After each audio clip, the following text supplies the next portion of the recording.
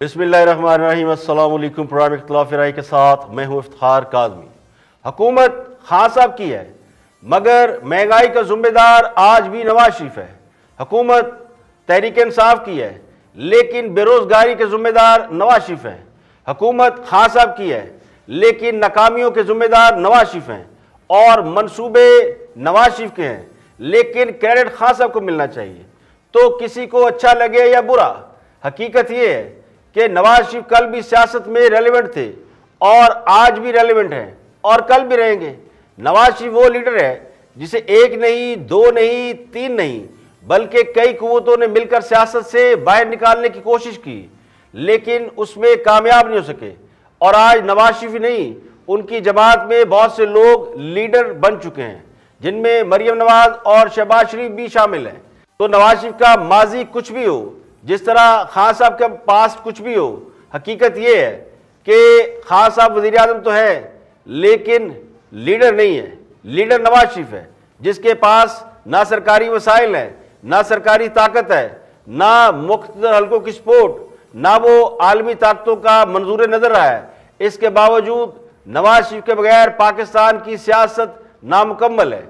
तो लोग नवाज शरीफ को आज भी याद कर रहे हैं। एक तरफ सारी ताकतें जमा है, तो दूसरी तरफ नवाज शरीफ खड़ा है। अब नवाज शरीफ ने अपने दौर में जो मंसूबे शुरू किए वो आज भी चल रहे हैं। कुछ मंसूबे उनके दौर में मुकम्मल हुए और बाकी मौजूदा दौर हुकूमत में मुकम्मल हो रहे हैं। अगर हुक्मरान जमात के लोगों को यह बात याद कराएं तो उन्हें अच्छा नहीं लगता, लेकिन क्या करें, हकीकत तो हकीकत है।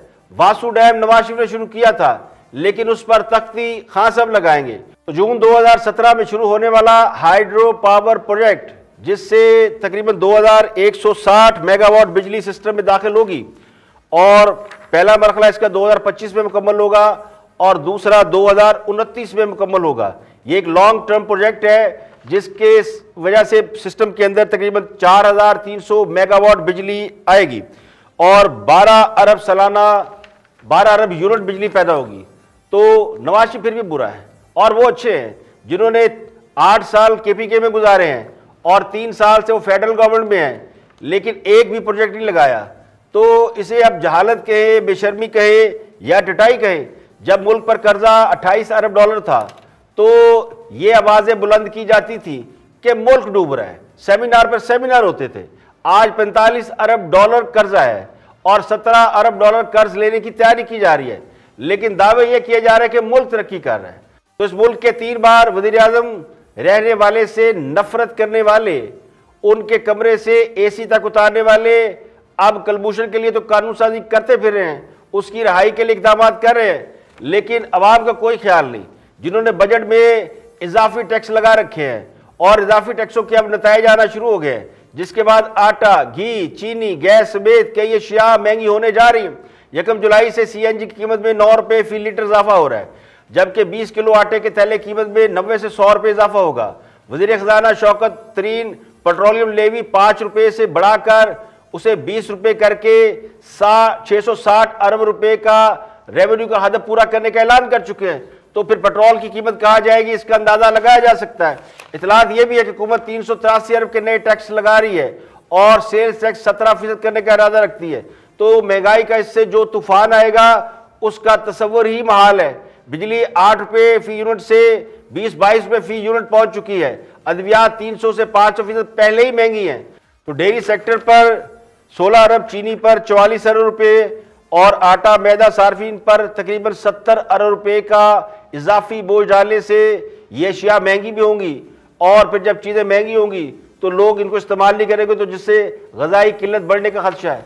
अब हुकूमत तो ये बता नहीं सकी कि पिछले 3 साल में सबसे बड़ी कामयाबी क्या हासिल की है, लेकिन बिलावल भुट्टो ने असम्बली के फ्लोर पर खड़े होकर यह बता दिया कि हुकूमत को असल में किस बात का क्रेडिट लेना चाहिए। एक पॉइंट है जो मैं समझता हूं हमें कौम के सामने लाना चाहिए, आपको भी इस पे ज्यादा प्रमोशन करना चाहिए, कि इसमें जो है ना खान साहब की कामयाबी है। According to the economic survey 100,000 इजाफा हुआ है गधों का तादाद में, और वो 5.6 मिलियन तक पहुंच चुके हैं।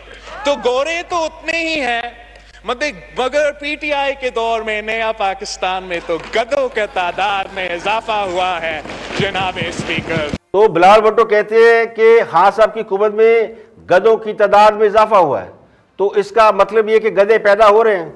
अब पिछले दौरे हुकूमत में तो गधों की किल्लत पैदा हो गई थी और ये बात सामने आई थी कि अवाम को गधों का गोश्त खिलाया जा रहा है और खाल एक्सपोर्ट की जा रही है और उससे रेवेन्यू हासिल किया जा रहा है। तो हो सकता है कि हुकूमत ये चाह रही हो कि इस बार भी गधों की तादाद में इजाफा किया जाए और ज़्यादा रेवेन्यू हासिल किया जाए। अब मुमकिन है कोई इसे यहाँ पर नेगेटिव ले ले, क्योंकि यहाँ पे हर बात को नेगेटिव लेने की बड़ी आदत है, क्योंकि हुक्मरान जमात के लोग अक्सर ये शिकवा करते हैं कि उनके मुखालफिन जब गधों की बात करते हैं तो उनका इशारा किसी और तरफ नहीं बल्कि हुक्मरान जमात के लोगों की तरफ होता है। अब गधों के राजे के हवाले से भी ईवान के अंदर नारेबाजी की गई, जिससे पिछले 3-4 रोज एक हंगामा बरपा रहा। तो बिलावल भुट्टो ने इसके अलावा भी अपनी बजट तकरीर में बहुत कुछ कहा है। रोजगार था, वसीला हक था। हमने हर लिहाज से ये कोशिश की कि इस मुश्किल मुआशी वक्त में हम अपने अवाम को अकेला नहीं छोड़े।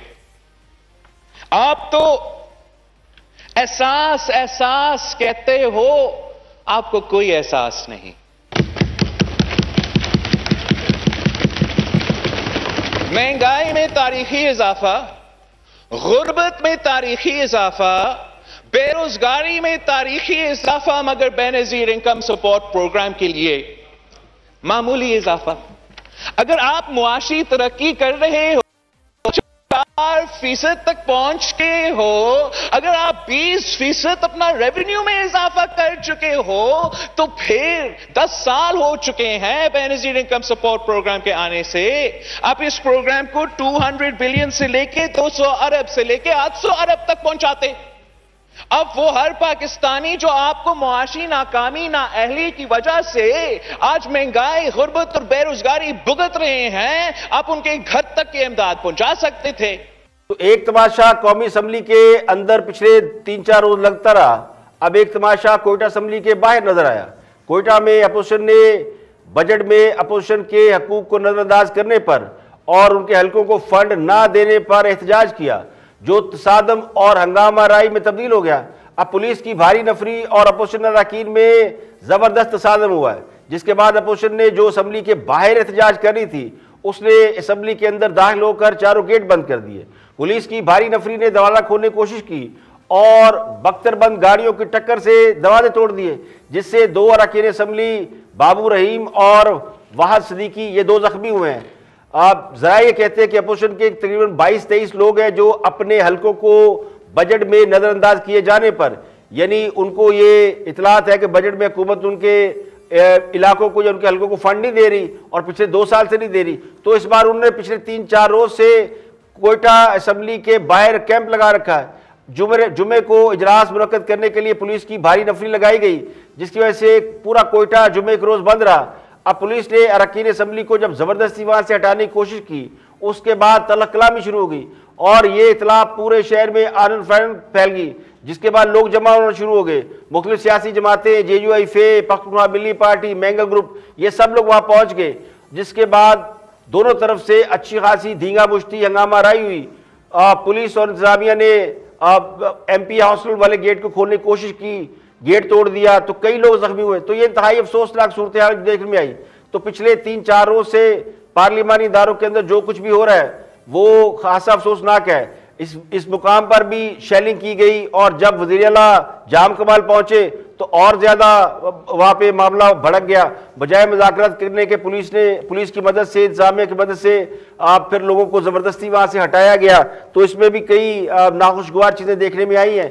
अब असम्बली के अंदर अगर शेलिंग होती है तो ये पाकिस्तान की तारीख में कोई मामूली वाकया नहीं है। अब पार्लियामेंट के अंदर पिछले 3-4 रोज से जो तूफाने बदतमीजी बर्पा किया गया, गालियां निकाली गई, एक दूसरे पर शिया फैली गई, वो मामला अभी पूरी तरह ठंडा नहीं हुआ कि बलूचिस्तान असम्बली में नया एपिसोड हो गया। अब ये जो मंजर पूरी दुनिया ने देखे होंगे तो पाकिस्तान की जमहूरियत और सियासतदानों के हवाले से बहुत से सवालात उठाए होंगे।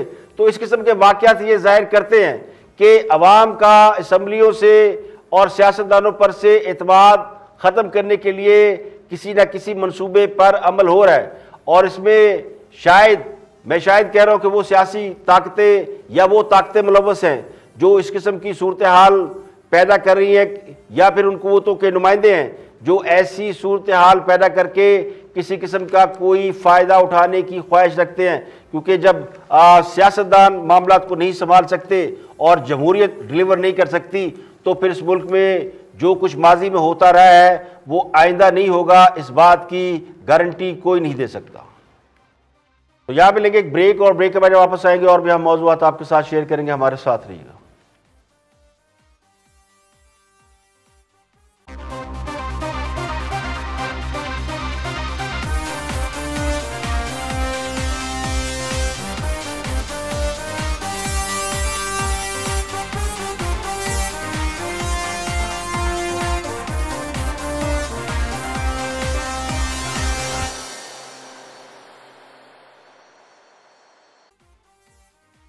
Welcome back. आप देख रहे हैं प्रोग्राम इख्तिलाफ राय में इफ्तिखार काज़मी। ब्रेक के बाद हाजिर खिदमत है। आगे बढ़ते हैं और गुफ्तगू करते हैं अपने दोस्तों के हवाले से और मौजूदा सियासी सूरत हाल के हवाले से हमारे दोस्त क्या कहते हैं। Watch this. होगी बात बहुत अहम जी, लेकिन वो बराह रास्त नहीं होगी, बात होगी इनडायरेक्ट। ठीक है, अगर आप इजाज़त दे दें मैं ये खबर भी दे देता हूँ। बिल्कुल आए। और ये सारे लोगों को दिलचस्पी है।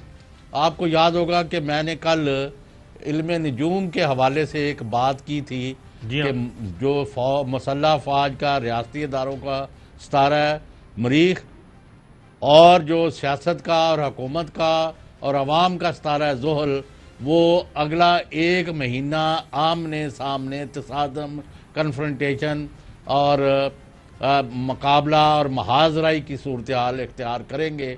और ये मैंने मशवरा इसी एस्ट्रोलॉजी के हिसाब से जी हाँ। एक अहम शख्सियत को दिया। मैंने कहा उनको कि आपका जो बाज़ फैसले रुके हुए हैं या काम नहीं हो रहे थे, वो 20 जून से एक अच्छा भी सिलसिला चलने लगा है। मुश्तरी जो है वो अपना ताकत पकड़ेगा और आपको तक़वियत देगा वगैरह। तो एक तरफ तो एहतियात है कि तसादम और खून रेजी और खून खराबा और मारा मारी और खाना जंगी को अवॉइड करें, और हुकूमत और फ़ौज और अवाम और फ़ौज और सियासत के दरमियान किसी भी किस्म का ज़ुबानी कलामी या फिज़िकल शक्ल में तसादम नहीं होना चाहिए। बिल्कुल तो ठीक है। और अच्छाई करने के लिए भी कुछ मौके मिलेंगे। तो उन्होंने अपनी तरफ से शुक्रिया भी कहा, चौधरी साहब आपका शुक्रिया। लेकिन थोड़ी देर बाद एक अगला मैसेज भेजा कि ये कोशिश करें कि आप बराह रास्त या साबर शाकिर साहब के ज़रिए इक़्तिदार के ईवानों तक भी ये बात पहुँचा दें कि भाई ये तसादम, तशद्दुद, मारा मारी और मुकाबला और टकराव जो है मुल्क इस वक्त एक महीना जो अगला है, ये किसी सूरत नहीं होना चाहिए, इसको अवॉइड करना चाहिए। थोड़ी बात ज़्यादा बढ़ सकती है। खान साहब के बारे में ये क्यास तो किया जाता है कि वो तो हम परस्त हैं। अब पता चला कि वो अकेले नहीं हैं, ऐसे थे जड़ा पन्नो लाल हैं। और बताने वाले ये बता रहे हैं कि जो कौमी असम्बली में हुकूमत और अपोजिशन में जो सीजफायर हुआ उसके पीछे कहानी ये है कि अगला एक महीना सब पर भारी है और हुकूमत और अवाम या हुकूमत को लाने वाले आमने सामने आ सकते हैं। और ये पैगाम रसानी उनकी तरफ से हुई है कि इन हालात में कोई पंगा ना लें वरना बोलो राम हो सकता है। तो ये बात ठीक है कि पैगाम दिया गया, लेकिन इस तरीके से नहीं जिस तरीके से इसे शुगर कोटेड करके पेश किया जा रहा है, बल्कि बाकायदा शट अप कॉल दी गई है, दरखास्त नहीं की गई बल्कि डांट डपट की गई है। अब चूंकि खबर बाहर आ चुकी है, खबर लीक हो चुकी है, तो इसलिए इसको घुमा फिरा कर बयान करने की कोशिश की जा रही है कि नहीं सितारों के मुताबिक हालात ठीक नहीं, इसलिए एहतियात का मशवरा दिया गया है। और ये सितारा शनास कौन है? जो पहले कभी सहाफ़ी होते थे, फिर तजिया निगाह, उसके बाद मदा सरा बन गए, अब उन्होंने सितारा शनासी शुरू कर दी है। और इसके बाद मुझे यूँ लगता है कि तावीज़ धागा और अमलियात ही बाकी रह गए हैं। उम्मीद है कि वो भी जल्द शुरू हो जाएंगे। गुफ्तगू कर रहे हैं अली मोहम्मद खां, पीटीआई की बहुत ही सीनियर रहनुमा हैं, और मामला वही है पार्लियामेंट के अंदर क्या हुआ, इस पर आपको 2 वर्जन देंगे। लेकिन पहले अली मोहम्मद खान साहब की सुनते हैं कि वो क्या फरमाते हैं। Watch this. देखिए, पार्टी के अंदर हर तरह के लोग हर तरह की राय का इजहार करते हैं और उसमें जज्बाती लोग भी होते हैं, उसमें मचोर लोग। परवेज खटक साहब सीनियर आदमी हैं, मचोर आदमी हैं। अब शाह महमूद साहब जो हैं मचोर तरीन पॉलिटिशियन हैं, सीनियर। उन्होंने भी कागज मारा, उनको कुछ नहीं मिला तो उन्होंने कागज दे मारा। शफकत महमूद साहब जो हैं वो भी सीनियर आदमी हैं। तो वो लोग जो हैं, जाहिर है सीनियर आदमी जो है वो जज्बात को एक साइड पर रख के बात करते हैं। फिर उसमें हम जैसे थोड़े यंग भी हैं, मैं तो खैर इतना यंग अब नहीं रहा, तो हर तरह की बात होती है। लीडरशिप फिर अपने वर्कर्स की जज्बात का भी लिहाज करती है। कोई डिक्टेशन तो नहीं है कि अगर वहां पे आपके यंग लोगों में कोई जज्बात हैं तो वो उसका फिर वो लिहाज किया जाता है। तो ऐसा नहीं है कि ये था कि ऊपर से उनको मार दें, फलाना कर दें। लेकिन एक चीज ये थी, नहीं इजाजत पे मैं नहीं बात करता, मैं ये कहूंगा कि पार्लिमानी पार्टी में हर तरह की राय आती है। आपको हर तरह के दोस्तों का, अपने लोगों की राय का इजहार जो है उसका एहतराम करना होता है। लेकिन ये किसी ने नहीं कहा कि जाके उनको मार दे, फलाना कर दें। एहतजाज की बात होती है कि यार हमारे लीडर के खिलाफ उन्होंने गालियां दी हैं तो कम से कम एक कुछ एहतजाज तो हो जाए। वो बात होती है आपकी लोअर रैंक्स में, लोअर रैंक इस बात से कि उनके लीडर को अली साहब गाली दी गई है। उन्होंने जब वज़ीर आज़म साहब के सामने इस बात का इज़हार किया कि उनका दिल दुखा है, तो वज़ीर आज़म साहब ने फिर उनको रोका नहीं, मतलब इजाजत अगर नहीं दी तो उन्होंने उनकी राय का एहतराम कर लिया। वज़ीर आज़म साहब ने उनकी राय का एहतराम कर लिया कि जो करना है करो। नहीं, मैंने तो ये तो कभी नहीं कहा, क्योंकि उस वाक़े के बाद तो पार्लिमानी पार्टी की मीटिंग खान साहब ने उसके बाद तो चेयर ही नहीं की। वो तो पार्लियामेंट्री पार्टी की मीटिंग जब खान साहब ने चेयर की थी, अभी तो बजट पेश ही नहीं हुआ था, उसके बाद तो बजट पेश हुआ, उसके बाद तो सारा हुआ। वो तो काबीना मीटिंग हुई थी। पार्लियामेंट्री पार्टी की मीटिंग तो आज हुई है। लेकिन ये है कि जो हमारे पार्लियामेंट्री ग्रुप्स हैं, हमारे जो MNA साहिबान हैं, हमें यंग लोग काफ़ी फर्स्ट टाइम भी आए हुए हैं, तो उनके तो जज्बात हैं, उनको तो नहीं हम खामोश इस तरह से कर सकते। उन्होंने तो अपने जज्बात का कुछ इजहार करना होता है। लेकिन ये अंदाज़ा नहीं था कि जब हमारे कुछ दोस्त जो है कोई एहतजाज करेंगे या कोई नारा लगाएंगे तो उधर से कोई लड़ाई इस तरह से शुरू हो जाएगी। ये आप अगर कोई फुटेज निकाल के, कमेटी निकाल के देखेगी, स्टार्ट बुक्स का उधर ही से हुआ। वो फिर रिएक्शन में हमारे यूथ ने उसका ये किया। ये हुकूमत कह रही है जी कि हमारे साथ बहुत से जज्बाती लोग थे, और जज्बाती लोग तो इस तरह की हरकतें करते हैं। तो कभी महंगाई पर तो जज्बात नहीं भड़के, कभी बेरोज़गारी ख़त्म करने के लिए तो जज्बात नहीं उमड़े, और कभी कौम के मसाइल को हल करने के लिए भी जज्बात उमड़ के सामने आए तो लोग फिर वाह वाह करें। अब कहने वाले कहते हैं कि पार्लियामेंट के अंदर तमाशा लगाकर ये बताने की कोशिश की गई है कि कल को अगर हम अपोजिशन में चले गए या हमें फारिग किया गया तो फिर हम क्या करेंगे। तो अपनी तरफ से ये ट्रेलर दिखाने की कोशिश की गई है कि हमारी फिल्म ना चलाए वरना हम ऐसे निकलेंगे। अब दूसरी तरफ आ जाए गालियों की बात पर, तो गालियों पर गुस्सा वो कर रहे हैं जिन्होंने माशाल्लाह 126 दिन कंटेनर पर इसकी नेट प्रैक्टिस कर रखी है। तो गालियों पर इनका गुस्से में आना मुझे मसनूई रद्दमल से ज़्यादा कुछ नहीं लगता। अब गोली इधर से चले या उधर से चले, गाली पहले इधर से चले या उधर से चले, छुरी खरबूजे पे गिरे या खरबूजा छुरी पे गिरे, लेकिन कसूरवार तो दोनों होते हैं। अब पार्लियामेंट में जो कुछ हुआ इसमें सब ने अपना हिस्सा बकदरे जुस्सा डाला है, जिसकी मिसाल परवेज खटक है, जिन्होंने अपनी सेहत के मुताबिक सिर्फ टिश्यू पेपर फेंका। और सबसे ज़्यादा संजीदा किस्म के हमारे शाह साहब है, शाह महमूद कुरैशी, तो वो जाओ जलाल में सबसे आगे निकल गए। अब कोई ये कहे कि नौजवानों ने ये काम किया और किताब किसी ने उधर से इधर फेंकी, तो तमाशा तो सब ने लगाया और असलियत खोलकर सामने रख दी। अब दुआ ये कि कौम ने जो तमाशा पार्लियामेंट में देखा, जो कुछ फेडरल गवर्नमेंट की फेडरल पार्लियामेंट में देखा और जो कुछ अब बलूचिस्तान में देख रहे हैं, खुदा ना करे कि इस किस्म के तमाशे अब सड़कों पर लगे। यहां पे लेंगे एक ब्रेक और ब्रेक में वापस आएंगे और भी हम मौजूद आपके साथ शेयर करेंगे। हमारे साथ रहिएगा।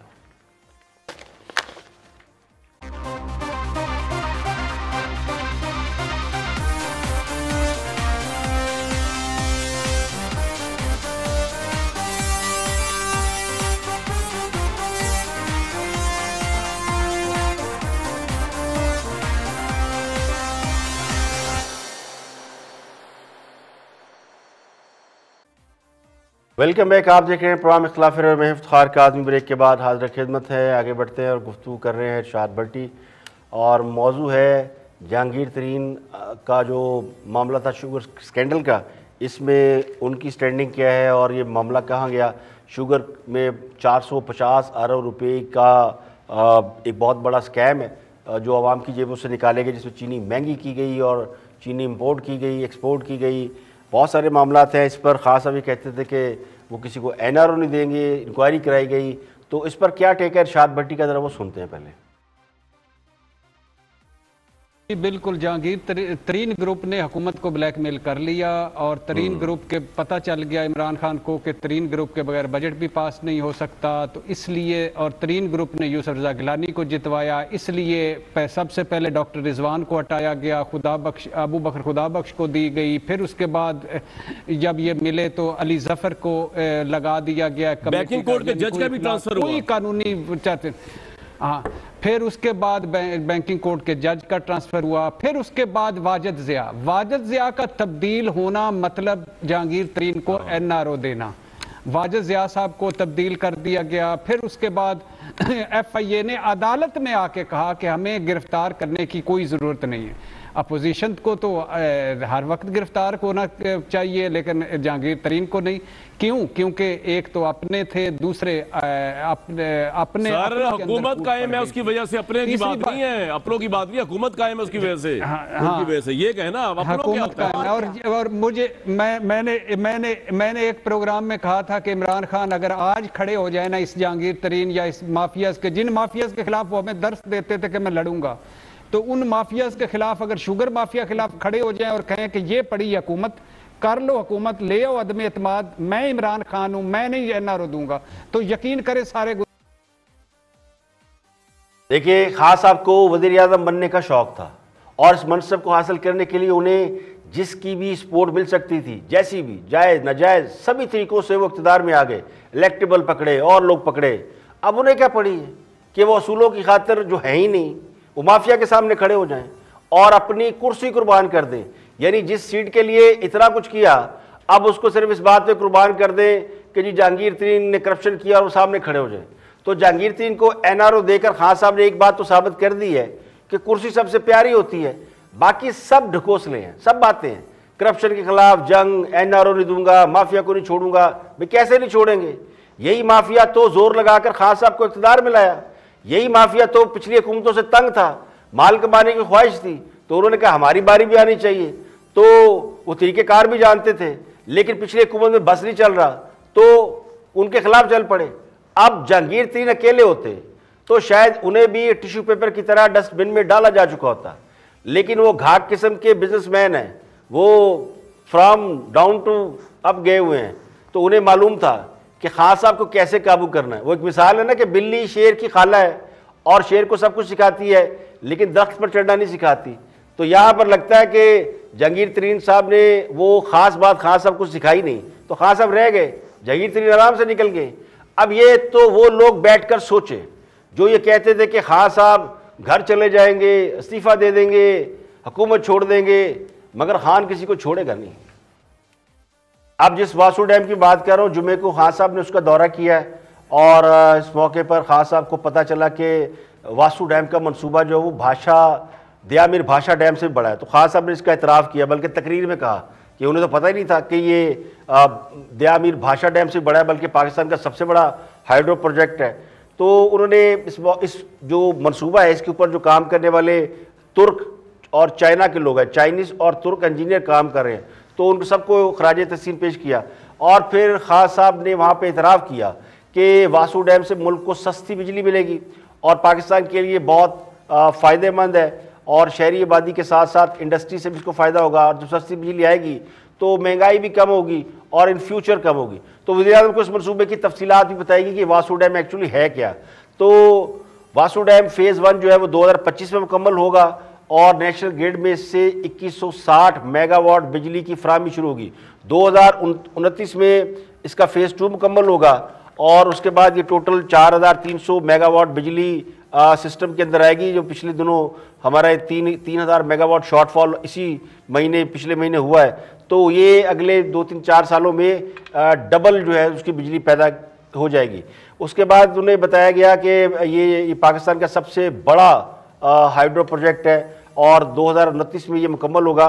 2020 में world bank board of director ने 70 करोड़ डॉलर की इसके ऊपर फाइनेंसिंग की है और इस मंसूबे से जो है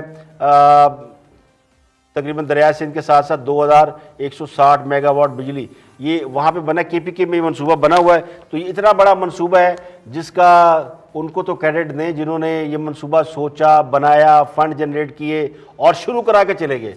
अब जिन्होंने क्रेडिट लेना वो लेते रहे।